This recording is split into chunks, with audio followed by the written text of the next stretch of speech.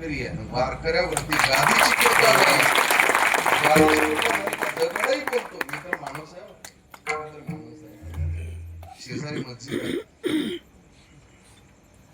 मी कथेला आलो त्यावेळेस एक काका गोल टोपी घालून छानपैकी कथा ऐकत होते. बरेचसे मुस्लिम बांधव आलेले, आमचे हे मुस्लिम दादा आहेत, धाराशिववरून आले.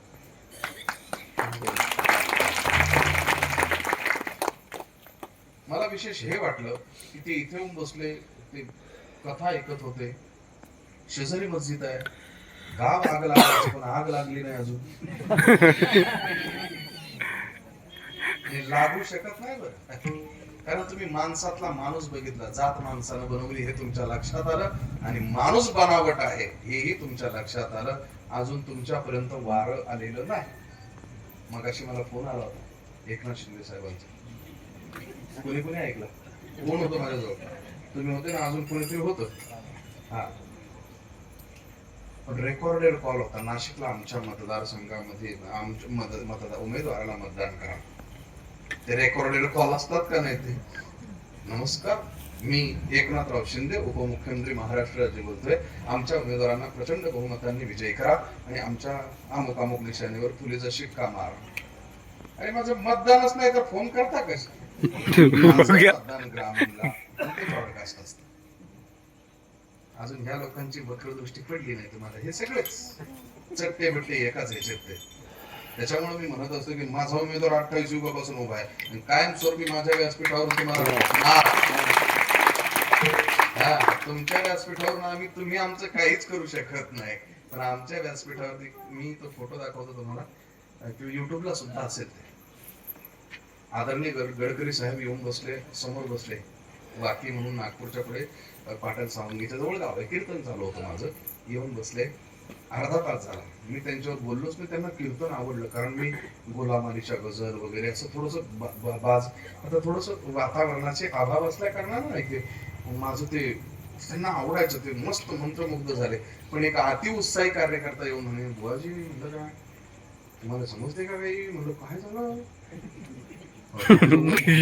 बसलाय पुढे, तुम्हाला माहितीच नाही का? म्हणलो देशाचे नेते हो ना, मी सगळ्या भाषा बोलतो महाराष्ट्रात.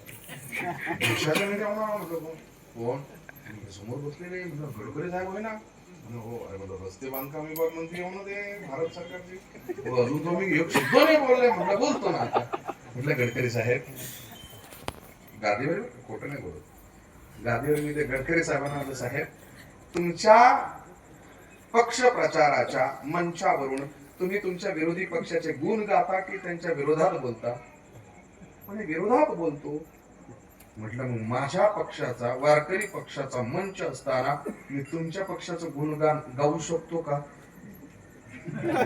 बघायला. म्हटलं मग जर तुम्ही विरोधी पक्षाचं बोलत नाही तर आम्ही तुमचे विरोधी नाही, तुम्ही आमचे विरोधी नाहीये. पण ह्या मंचावरून जर आम्ही दुसरं कोणाचं मोठेपण जर गाजवलं तर माझा पांडुरंग छोटा होतो, म्हणून मी तुमचं गुणगान करावं.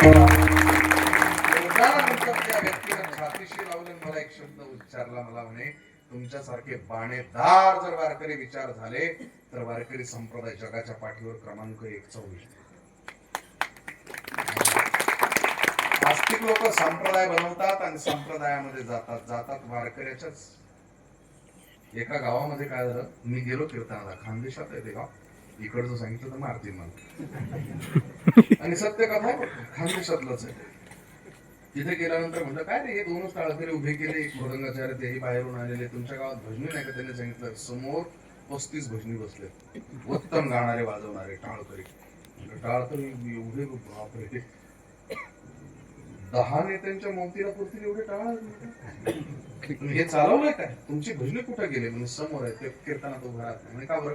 आमच्याकडे अमुक अमुक एक संप्रदाय आला आणि त्या संप्रदायामुळे त्यांनी भजन सोडलं. म्हटलं वारकरीच आहे कोण? हो. म्हणलं कोण कोण आहे? वरती हात करा. म्हटलं उद्या सकाळी मी तुमचा खर्च करतो, एक चाचणी करायची दवाखान्यात. मी कसली? म्हणलं DNA. ते माझ्याकडे बघायला लागले, कारण मी सरळ कधीच बोलत एबीपी माझ्यावर माझी मुलाखत झाली, माझ्या गट्ट्यावर ज्ञानदा कदमनं मला प्रश्न विचारला, आणि महाराज भारतात राम मंदिर व्हावं की नाही? म्हटलं नाही.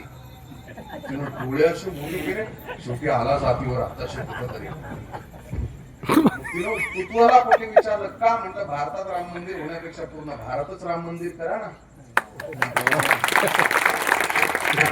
अशी उत्तर असतात माझी. मग मी सरळ उत्तर कधीच देत नाही. म्हणे भारतात राम राज्य यावं असं तुम्हाला वाटतं का. म्हटलं का 5000 वर्ष मागे जायचंय, पुढे जाऊ ना 5000 वर्ष, आणि पुढे आणून मग प्रभू रामचंद्राला लाजवेल असं रामराज्य निर्माण करून दाखवू. रामराज्य करू आपण. फिलॉसॉफीचा स्टुडंट असल्या कारण शब्द शिकवतो. आमचे अमृत महाराज जोशी एक शब्द बोलतात, आम्ही बुवा लोक शब्दांच्या बरोबर खेळणारी लोक आहोत. आम्ही शब्दांशी खेळणारी लोक आहोत. महाराष्ट्रात एक बुवा असा पण आहे, नाव आहे हरिभक्त परायण डॉक्टर जलाल महाराज सय्यद. तो शब्दाच्या उरावर बसतो.